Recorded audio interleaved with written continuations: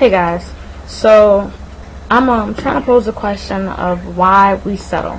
Why is it that we settle for less when we have so much more to offer ourselves? The reason I ask this question is because I've come across a couple of friends whom I felt deserved a lot more than they were being offered, or a lot more than they would settle for, in other words. And I noticed a trend. Like, I've asked a couple people, what is it that you're looking for? What is it that you want out of a relationship? What is it that drives you? What is it that keeps you going and things of that nature? And they'll tell me, well, I want someone who's financially stable. I want someone who's not afraid to love. I want someone, all of these different attributes that people possess. And I'm asking them this, and they're telling me the same thing over and over again. Well, I want somebody to love me. I want someone to care for me. I want somebody to, no matter what, no matter how things get, we're going to be together forever, this and that and the other, willing to compromise, sacrifice, take a couple of risks, these type of things. But when the opportunity is presented for them to have these individuals, they shy away from them. Like, what's the deal with that? If it is not what you want, why do you take it? And if it is what you want, why do you run away from it? I don't understand it. I feel like no woman should have to settle for anything, in my opinion. No woman or man should have to settle for anything. I'm not one of those people that's just going to get on here and just say things about my own race. I think that we all, as a human race, should learn how to value ourselves. We should learn how to be kings and queens and expect no one to treat us any less than that. But that's just my opinion. That's how I go about life. I know it's not going to always be easy. But at the same time, you should never settle for something that's not gonna bump you up a level.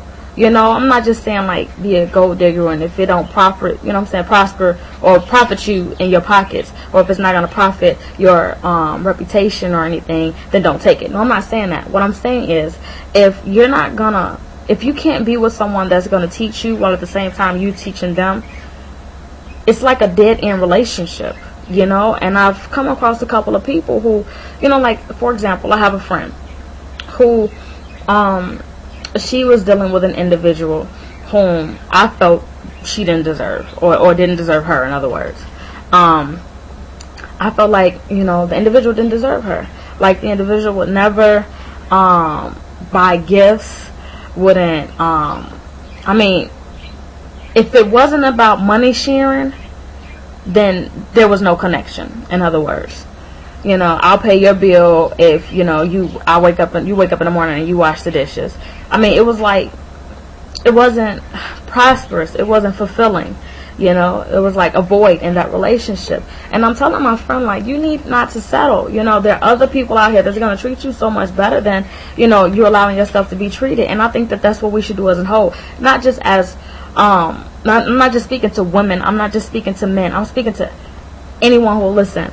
We need to value ourselves more. We need to look at things from a different perspective and say, hold on, let me take a step back. Maybe I'm just not being treated the way I need to be treated. Just because this individual, says, yeah, I'll pay for this and that and the other, or yeah, I'll take you out on occasion, or I'll make sure. Money can't buy you happiness, and money can't buy you love either. So with that being said, yeah, that person may be able to make up for what you can't provide financially. Yeah, that person may be able to hook you up with a couple of dates, introduce you to a couple of friends that you may not have had, or places you may not have gone before. But if there's no mutual love, and even not even just love, like if there's no conversation, no commitment, no loyalty, no faith, no perseverance in that relationship, why are you settling for it?